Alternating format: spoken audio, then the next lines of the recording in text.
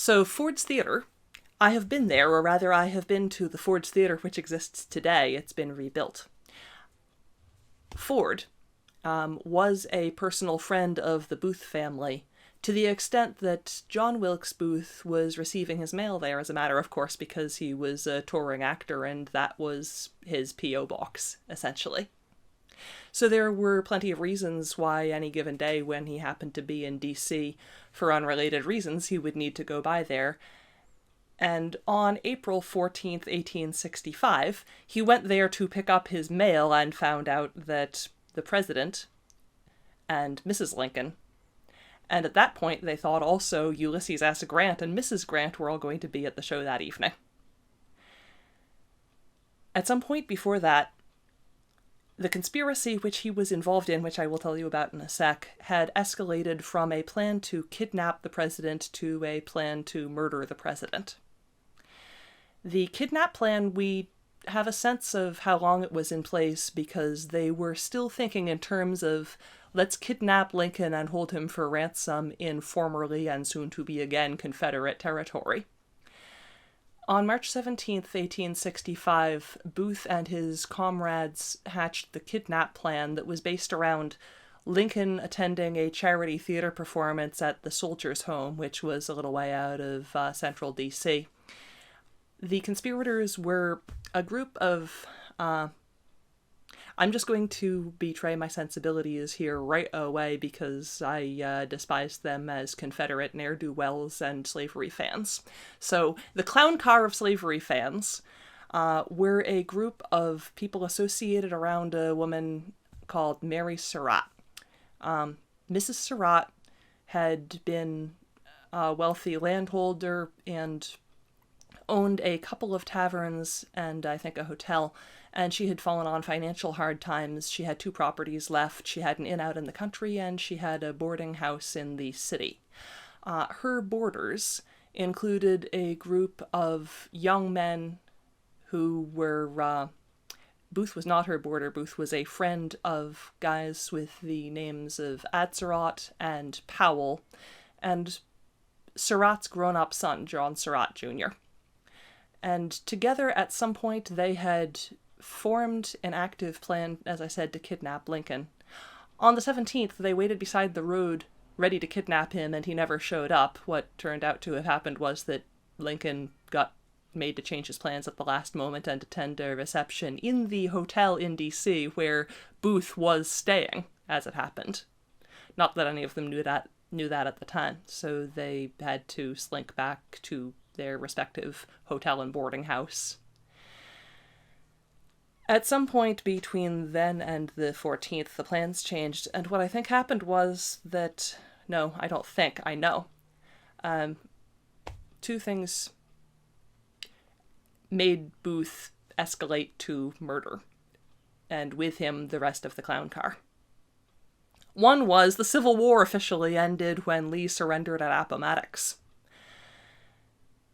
With the benefit of hindsight, it seems astonishing that the war lasted as long as it did. The Confederates, if I had been a random northerner looking on at the time of the Battle of Gettysburg, I would have been sure they would give up any day, but they carried on for another nearly 2 years. It was astonishing. But April 1865, Lee surrenders the Confederate Army at Appomattox.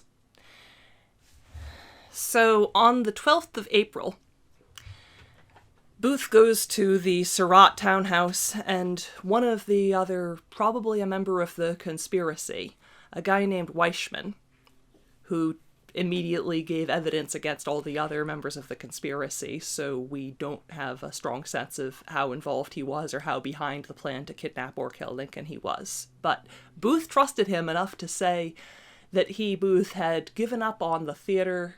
He never wanted to do another show unless it was Venice preserved. Weishman had no idea what he was talking about, and neither would I have done. The reference is that Venice preserved is about an assassination. So, right before that, Robert E. Lee had surrendered the Confederate Army at Appomattox. The war was finally officially over, and right after that, Lincoln spoke out publicly in favor of suffrage for ex-slaves. Booth erupted with rage when he heard that. So by the 12th, the plan was murder.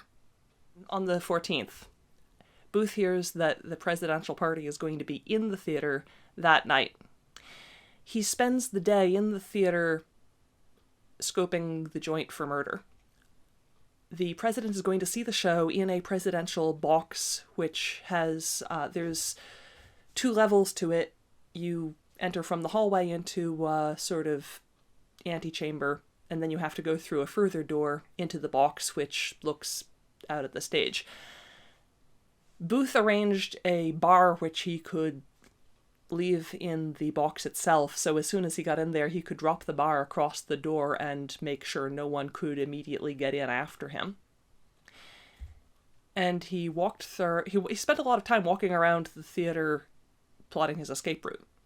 The thing is, I cannot overemphasize this. Booth was a professional actor. He had been acting in that theater ever since it had been built. Nobody would have thought there was anything weird about any of this, because if anybody even noticed he was there, they would assume he was either working on an audition or working out something for a coming show, and never really paid any more attention to it.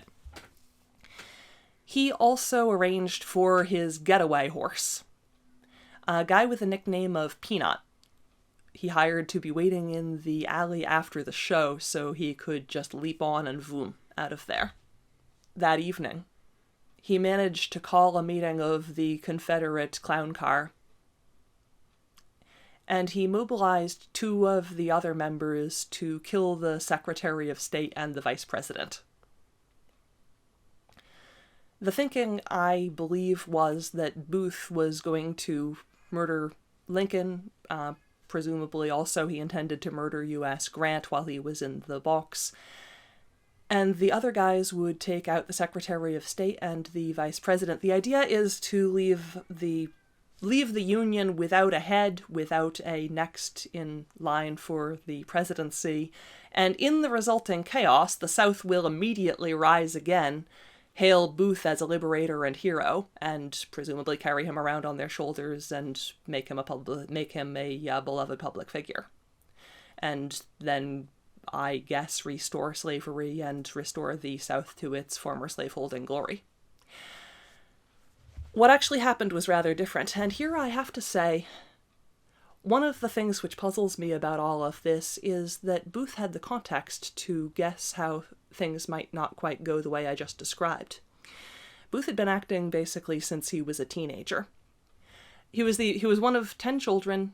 He had siblings named Edwin and Asia and Junius Brutus Booth Jr. He was the one who got to just be named John. He was not the most acclaimed actor in the family. Edwin Booth, his older brother, lifelong pro-unionist Edwin Booth, was widely hailed as the most important American actor of his day and age. John kinda got mixed reviews. He was more reviewed positively for his handsomeness than his good acting when he was a young man. Someone came up with this awesome description of his looks. He was like a Corinthian column. Symmetrical, barrel-chested, with fancy curls at the top.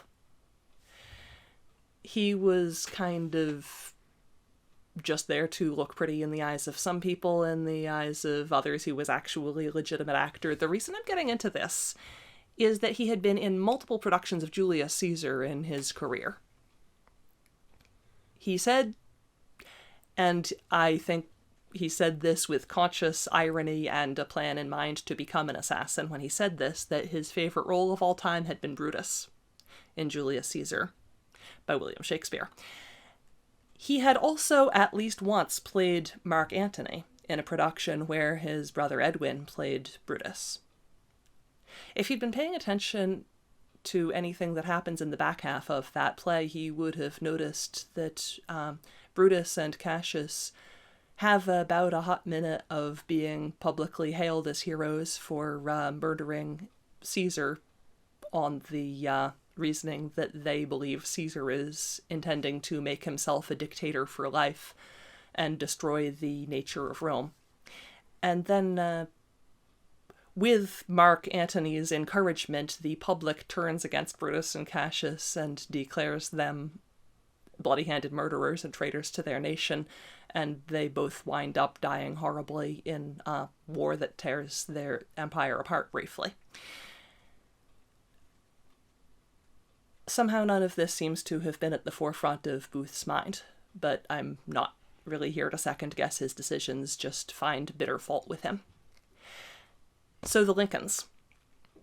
They almost didn't go to the theater. There has been a lot said about Lincoln having premonitions of his own death. He had regularly had a dream that he was on a ship on a dark night going to a dark, indescribable shore. He had this dream a lot in his life. Every time that there was a major battle coming up or expected, he said that he had this dream. He had it a short time before his murder on the 14th of April. There were a whole bunch of moments when they almost didn't go to the theater. Lincoln wasn't really feeling it. Mary Todd Lincoln wanted to get the Grants to go with them. U.S. Grant canceled at the last moment. He and his wife were going to a separate function, and they had to get an earlier train that meant they couldn't go to the theater. They tried to get other people to go with them. Various other people backed out. Possibly one reason was that Mary Todd Lincoln was kind of a difficult person, and she had alienated a lot of people who would have been happy to go if it had just been Abraham Lincoln by himself. Okay, so they found another couple to go with them. Major Henry Rathbone and his fiancée, Clara Harris. Something that I've always found charming and funny is that they showed up late. The show had already been going for 15 minutes, and then the presidential party walked into the theater, went into the box. The show screeches to a halt. The actors bow and curtsy to the presidential box. The entire 1,700-person audience rises to their feet and applaud Lincoln's party, and the orchestra plays Hail to the Chief. Lincoln graciously acknowledges this, they get settled, and the play picks up again. Something else that I find charming and a little sad is that the play they were there to see is genuinely great stuff. Our American Cousin. It's by a writer called Tom Taylor. It does not deserve to have everyone's only association with this play be that this is haunted by the death of the president. It's legitimately funny. And disturbingly or otherwise, we know what the last words spoken that Lincoln would have been listening to before he was shot were. The play is a comedy about this wild American guy who doesn't have any manners but is basically good at heart, who goes to England because he's the only heir of this extremely fancy rich guy who just died, and he has to deal with all of his fancy rich British relatives who are incredibly stuffy and ridiculous and don't know it. And the American guy is uncultured and boorish, but also charming and funny, and he's the one we like. And at one point someone tries to put one over on him, and he says that he knows better than to believe anything she says, and he calls her, "You sockdologizing old man trap." Those would have been the last words uttered in the play before Lincoln was shot. Of all the things to go out on, that is the most random and silly I can imagine.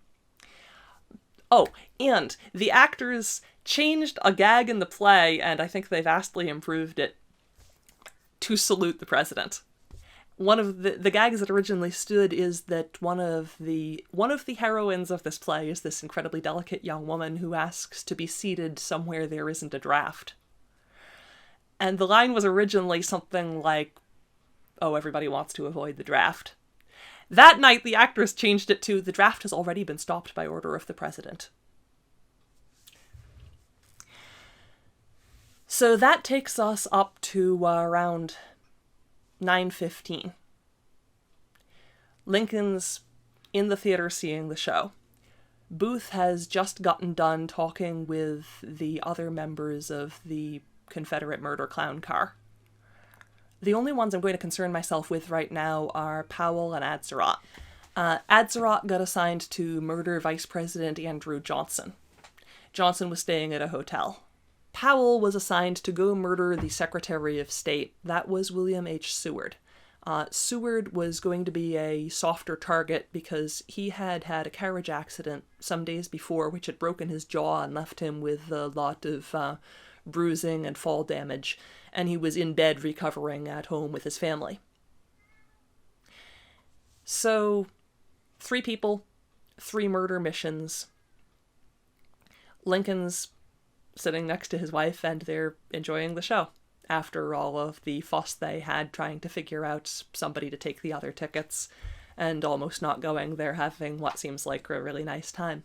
At some point between about 9:15 and 10:15, Lincoln reached out and took Mary Todd's hand and held it against his chest as they were sitting there, and she got giggly and said, "What will Miss Harris think of me hanging about you so?" Lincoln said she won't think anything of it, and kept on holding her hand. Sometime after that, Mary Todd nodded off. Lincoln was still awake and watching the play. Booth had been in and out of the theater all night and in and out of the bar. I think he had had a drink at some point. He stayed through intermission. And during the second half, he headed for the president's box. There had been a soldier assigned as door guard. The soldier wasn't in his place right then, as far as anybody is aware. Accounts differ as to where he was in the theater, but again, nobody would have thought anything weird was going on if Booth walked right up to the presidential box and walked in. Lincoln had seen Booth do shows on that very stage. In fact, Booth had appeared in a show where he had to deliver an aggressive line where Lincoln was in the audience, and Booth had taken that line to Lincoln and waved his finger at Lincoln. Lincoln's sister-in-law was with him and said, "It didn't appear as if he liked you, does he?" And Lincoln says, no, I don't guess he does. And on another occasion, Tad Lincoln, one of Abraham and Mary Todd's sons, had been to see a show that Booth was in and thought he was wonderful, and Booth had sent him a rose as a way of saying thank you. And on that or still another occasion, Lincoln had invited Booth round to meet him after the show, and Booth had flat out refused. So they knew each other by sight, and presumably if anybody saw Booth heading for the box, they would have just thought he had accepted an informal invitation to come round and say hello. Booth walks through the antechamber. He opens the door at the back of the president's box. He has a very small handgun. I have seen this handgun. They have it in the basement dedicated to the assassination, which is in the basement of the current Ford's Theater. It's tiny. For some perspective, you could lay this little handgun in the palm of my hand and I could close my fingers and almost hide it. He must have put the muzzle right up against Lincoln's head before he fired, because it does not look like it could do a lot of damage from much further away. As the theater roared with laughter, no one heard Booth coming up behind Lincoln. He put the pistol to the back of Lincoln's head, pulled the trigger. I don't even know whether people in the auditorium heard the gunshot. Mary Todd woke up, looked round. Rathbone and Harris looked round. They saw Booth standing behind Lincoln in a cloud of smoke, and Lincoln was slumped forward unconscious. Mary Todd and Clara started screaming bloody murder. Rathbone recovered from his shock first, and he tried to tackle Booth. Booth pulled out a dagger and he stabbed Rathbone through the arm. Rathbone tried to grab him again, and Booth leapt over the railing, dropped 12 feet to the stage. He caught his leg in the flag on the front of the presidential box as he did, and he landed funny on his left foot. and that was probably when he broke his leg. It wasn't broken badly enough for him to not be able to stand, but it was really bad, and it hurt him a great deal in the remaining days of his life. So John Booth is standing on the stage, and the audience has still not quite registered what's going on. Maybe they think it's part of the show, maybe they don't. Booth shouts. What he shouted has been hotly debated by many. He claimed afterwards that he had shouted "Sic semper tyrannis, thus be it ever to tyrants," which is the state motto of Virginia. Some people say he shouted nothing at all, other people say he shouted something unrelated. He shouted something when he was back in the presidential box, we'll never know what it was. One of the army officers in the audience realized much faster than the other 1,699 audience members what was happening, and he charged onto the stage and he tried to tackle Booth. Booth turned around, ran like hell, stabbed the orchestra leader non-fatally, but he stabbed him, on his way to get the heck out of the building. And with multiple people in hot pursuit, he made it out the back to the alley, smashed Peanut, the horse holder, to the ground, jumped on the getaway mare, and was voom off down the alley and gone. Somehow he did all that despite his having a broken bone in his leg. So Mary Todd is screaming and shrieking over the unconscious and fatally wounded body of her husband. Rathbone is bleeding and wounded but not dead, and nobody quite knows what to do. One of the people who figured out what to do faster than anybody else was a Dr. Charles Leal. He was a military doctor who'd just been there to see the show. He got to the box. Another doctor made it there a bit later. They examined Lincoln and realized pretty quickly that he was likely to die very soon, and that it would hurt him worse and make the damage worse if they tried to get him back to the White House or to a hospital. They needed to take him somewhere private, so if anything could be done to save his life, they could examine him quietly. Leal and the other doctors and a number of other well-wishers figured out that they could take him to a private home across the street from Ford's Theatre. Of course, the show has stopped. The actors are also starting to figure out what's going on as well. One of the actors and also the manager was a woman named Laura Keene, who realized what had happened, went round to the presidential box. Mary Todd Lincoln was being comforted and led away, as she wanted to stay with her husband, but she was just going to hinder the surgeons from being able to try to help him, and there was nothing she could do. But in the interim between his being initially examined and the doctors deciding to carry him to another place of safety so that they could try to save him, Laura Keene got their permission to hold his dying head in her lap. So for a short time she sat cradling the president's head as he bled into her clothes.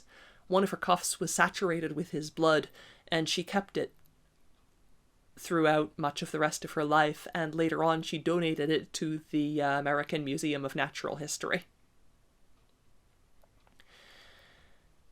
Lincoln was lifted by 7 men, and as carefully as they possibly could, they carried him across the crowded street, because word had now got out that something terrible had happened and that the president was dead, some people thought. Others had just heard that he'd been shot. The street was filling with people outside, and they had much difficulty in forcing their way across without jarring Lincoln too badly.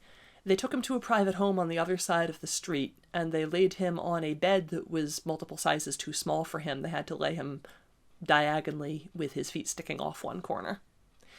And there they labored to save his life throughout the night.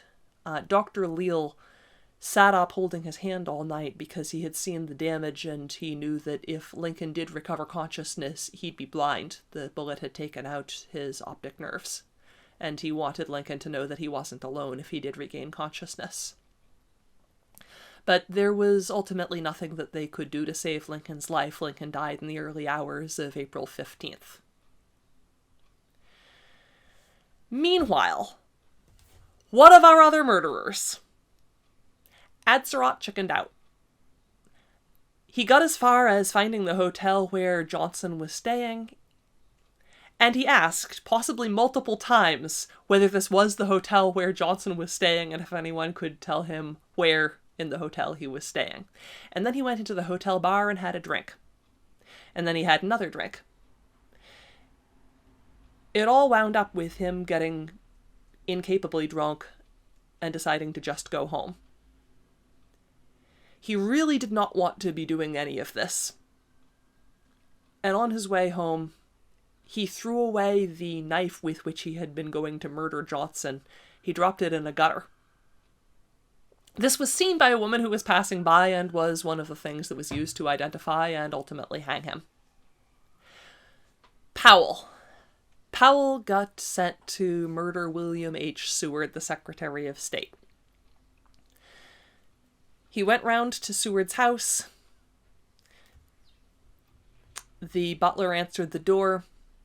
Powell said that he was from Seward's doctor and had been sent with a prescription medication that the doctor had made up, and that he, Powell, had to see Seward personally in order to show him how to take it. The butler thought that sounded suspicious and said, in effect, "Wait right here, I'm going to go and check." Powell pushed past him, charged into the hall, encountered Seward's grown son. Frederick Seward challenged him to know what he was doing here, and just as Powell was beginning to try to elaborate on the "I'm from the doctor, no really" story, Seward's grown daughter came out of her father's bedroom where she'd been helping him get to sleep and said, "Fred, father is asleep." So now Powell knows what room to go for. Fred sees the murder light in the eyes of Powell, in effect, and goes to try to throw him out of the house. Powell pulls out a gun, and he fires it into Fred Seward's face. Only it doesn't go off. He pulls the trigger a few more times, it remains jammed, so he turns around in his hand and he starts bashing Fred Seward on the head with it, and Seward staggers to the floor and is temporarily out of commission. Powell charges upstairs, makes it past both Seward's daughter and the army nurse who had been sitting up with Seward, and he starts stabbing Seward where Seward lies almost helpless in bed. He stabs him really badly. I mean, incompetently badly. Remember, Seward had had a broken jaw in the carriage accident. That meant that he had a splint attached to his face. The stabs hit the splint and they don't kill Seward. That said, they skim along the surface and inflict several light wounds on his upper body, and he bleeds all over the place. So when Seward's son and daughter make it back into the room to try to catch the assassin, they immediately think that their father has just been murdered.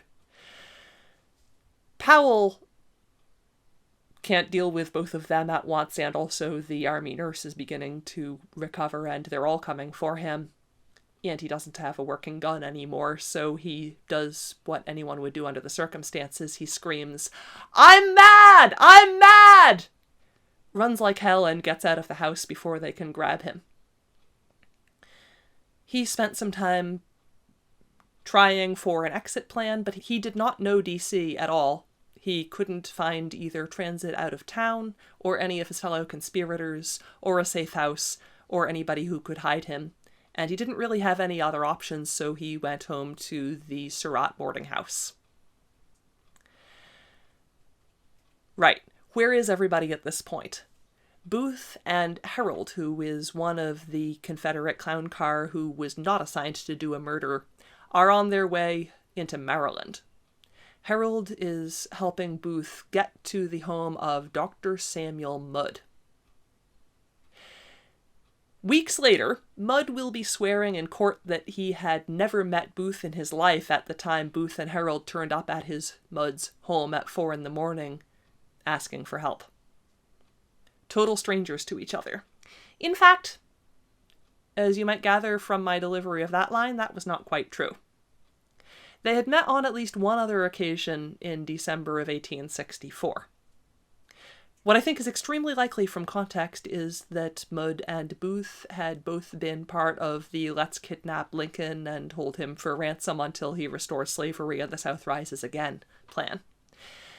And it also seems likely, given that Mudd doesn't seem to have been aware of the attempt on Lincoln's life, that Mudd had dropped out and stopped being involved sometime before the plan became murder.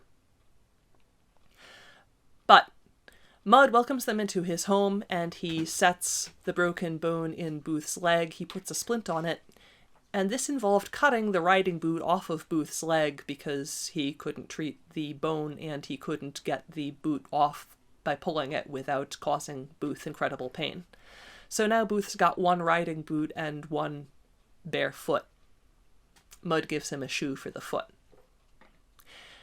And by the way, before you start feeling sorry for Mudd and any of the other stuff that I'm going to say, I should emphasize that he is a huge slavery fan. He thinks it's divinely ordained. And at the time all this is going on, right before the time all this is going on, because emancipation had hit by then, but up until emancipation, he had been a prosperous doctor with a prosperous side business in tobacco, all of which tobacco was grown by 5 adult human beings who he owned in the eyes of the law. So, I am not going to get sentimental about Dr. Mudd. Booth and Harold spent the next about 12 to 15 hours at Mudd's house. They slept in one of the rooms. Presumably they had something to eat, and they rested up. I don't know how long they had been initially intending to stay there, but their plans changed somewhere along the way, and I think this is the point at which their plans changed. On the Saturday, we're now in daytime Saturday, this is Easter weekend. The murder of Lincoln took place on the Friday night. Now it's Saturday. In the daytime, Mudd goes into the next town to run some errands.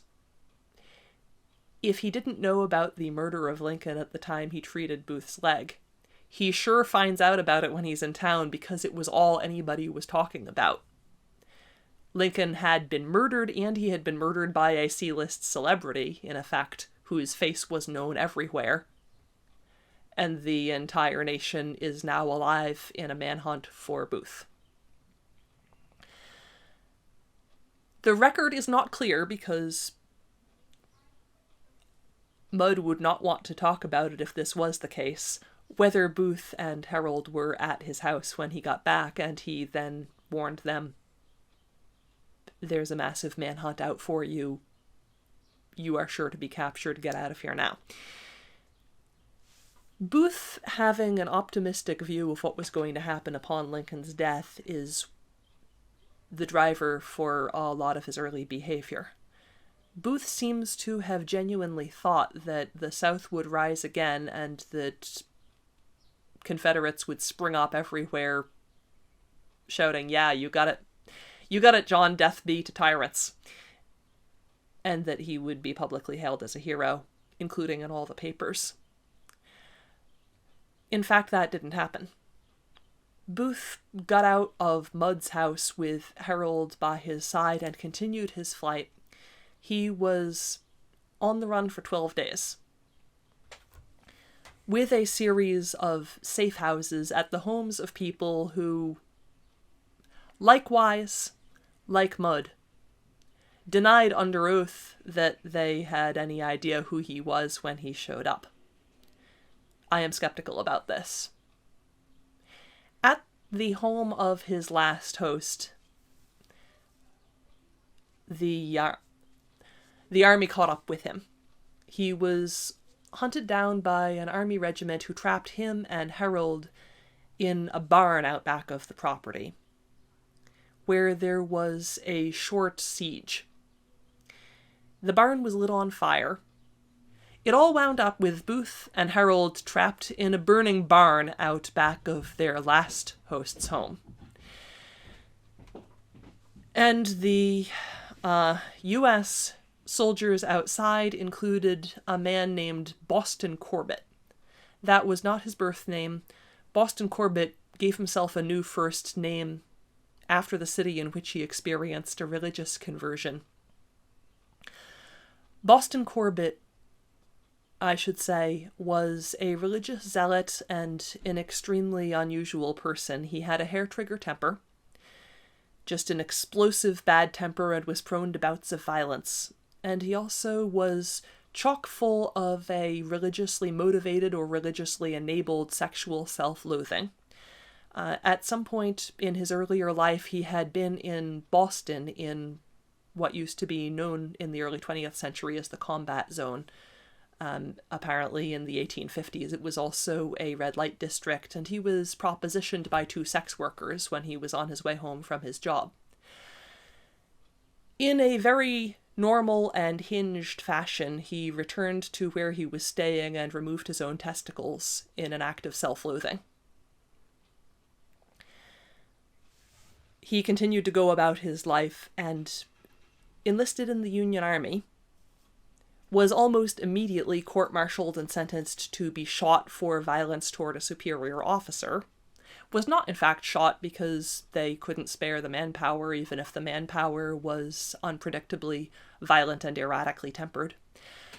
Somehow made it through the rest of the war and was still alive and part of a fighting unit in 1865, and was one of the troops assigned to hunt down and bring back Booth. They were supposed to bring him back alive. In fact, Boston Corbett got a clear shot at Booth, and he straight up just shot him. Corbett was hailed as a national hero for the rest of his life, despite the fact that he had disobeyed express orders that they were to bring Booth in alive by any means possible. Harold gave himself up alive. Booth was shot. Booth spent a great deal of time dying painfully and slowly. I have to admit, I feel horrible when I think about things like this, because, to be completely clear, I loathe Booth. I do actually think that he was a traitor to his nation. But also, he died in a horrible and protracted way, and he died knowing that the thing that he thought was wonderful that he had set out to do had not only failed completely, but that he was publicly loathed for this. He was almost immobile in his last moments, and at some point he asked for his hands to be lifted up before his face, because he couldn't do it himself. The soldiers who were watching him die did this for him, and he looked at his hands and said, "Useless! Useless!" And shortly after that, he died. So, by the way, where did we leave the rest of the clown car? Back at Surratt's boarding house. Mrs. Surratt is being questioned by army officers after having been questioned by the police about when did you last see your John Wilkes Booth. They're searching her house. She's not turning anybody in. In the middle of the army questioning her, Powell staggers in. After a miserable night of roaming D.C., not knowing what to do with himself after his attempt on the Secretary of State's life. The officers who have taken Mrs. Surratt prisoner say, "Do you know this man?" Mrs. Surratt denies that she's ever seen him in her life. Later on, she would be called on this in court, and she would say that her poor eyesight and the poor lighting in the room they were in prevented her from recognizing the man who had been living at her house for some time. In fact, he was 5 feet from her under a bright light when she said that. They were both taken into custody, so was Surratt before too long. And I'll just make this bit short. Mrs. Surratt, Harold, who, remember, Harold was taken alive, and Powell and Surratt were all hanged together. Mrs. Surratt was the first woman to be tried and executed for a federal offense by the United States. I don't think the others set any records, but they were all hanged together later that year. I've just been looking at a picture of their execution. I really wish I hadn't. It's just really sad. Mrs. Surratt's grown-up daughter had a great deal of difficulty in obtaining her mother's body back for burial and stuck with it until eventually, years later, she obtained and was able to rebury her mother's remains. Who haven't we accounted for yet? Doc Mudd. Dr. Mudd. So, wee hours of Saturday morning, Booth and Harold show up at his house. Saturday, sometime in the daytime, he goes into town and realizes there is a bloodthirsty manhunt on for the guy who is staying in his front room. He goes back. Possibly he warns them of what's going on in the wider world. Possibly they were already gone. For sure, he waits 24 more hours before he sends somebody else to go and tell the army officers stationed in town that, oh, by the way, we might have a lead for you. So the army's at Mudd's house searching the place, and he realizes that he'd better start volunteering information or he's going to look darn suspicious. So he calls to his wife, and his wife brings down the cut-up boot and says, in effect, would this be useful as part of your evidence? The boot said Booth on the insole. This doesn't really have the effect Mudd was hoping it would. Instead of being praised for his helpful information, Mudd is immediately determined to be part of the conspiracy to murder, taken into custody, and sentenced not to be executed, but he is sentenced to imprisonment in Fort Jefferson in the Dry Tortugas, which are off of Florida. I had to look that one up. There is a lot said about... Mudd himself claims that he was only doing what you have to do as a doctor because of your Hippocratic oath, which is if somebody is in pain, if somebody is in need of medical attention, you have to try to help them. Then, the real accusation against him isn't, oh, you attempted to, you gave medical attention to a wanted murderer. Presumably that's still ethically fine in the eyes of the law. The problem in the eyes of the law is more you waited for more than 24 hours before you told anybody what was going on.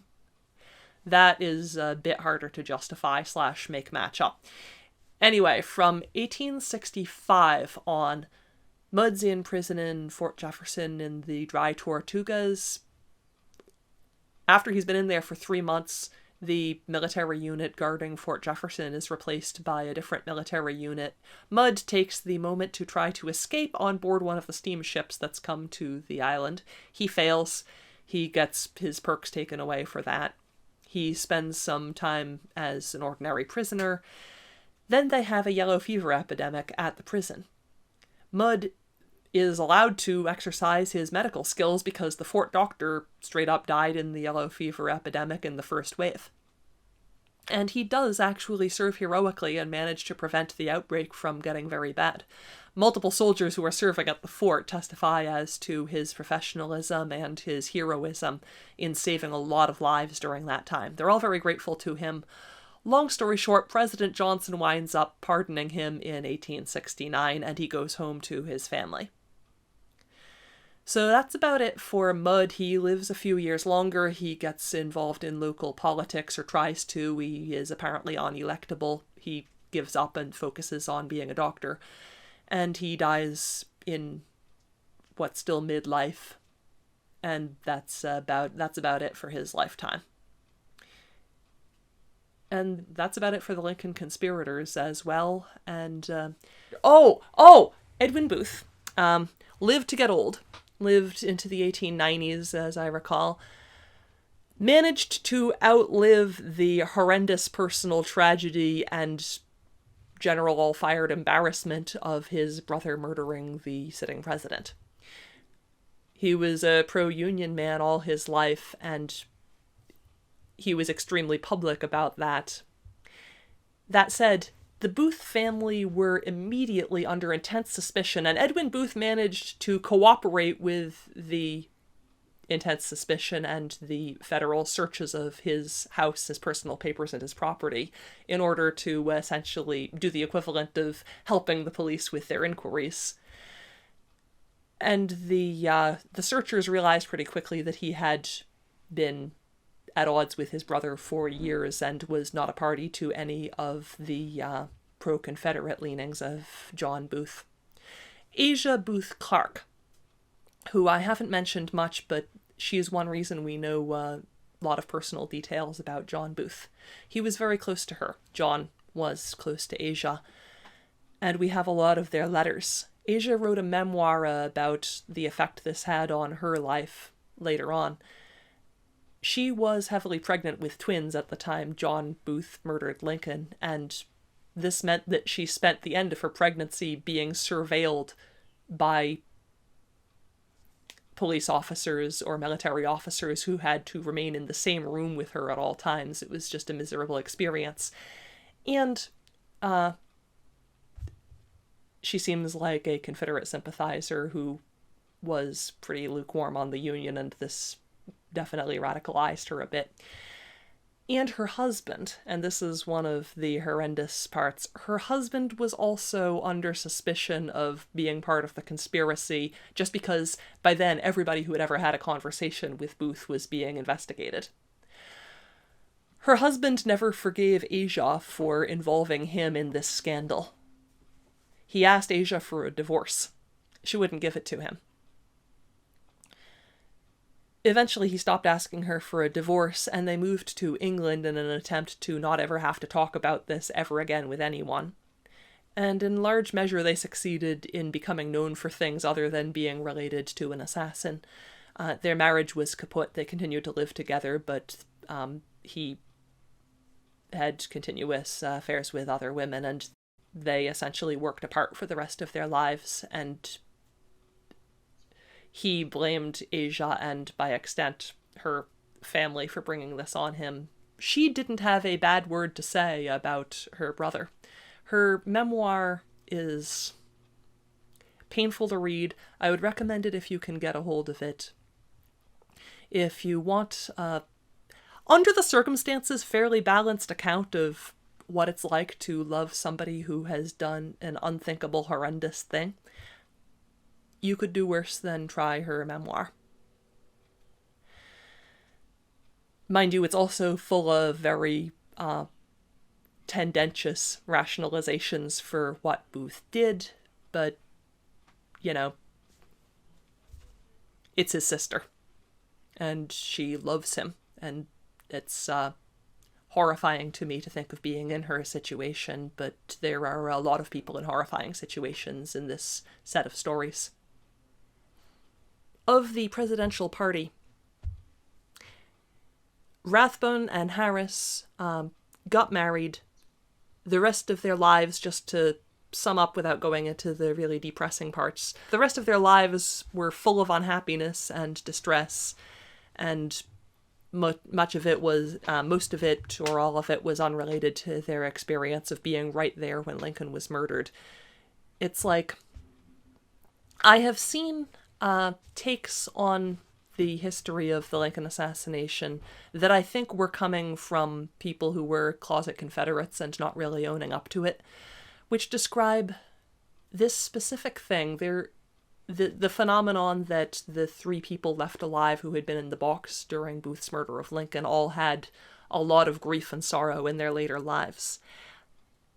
I have seen that stated with this kind of unpleasant relish, as if, oh, those Unionists, they had it coming.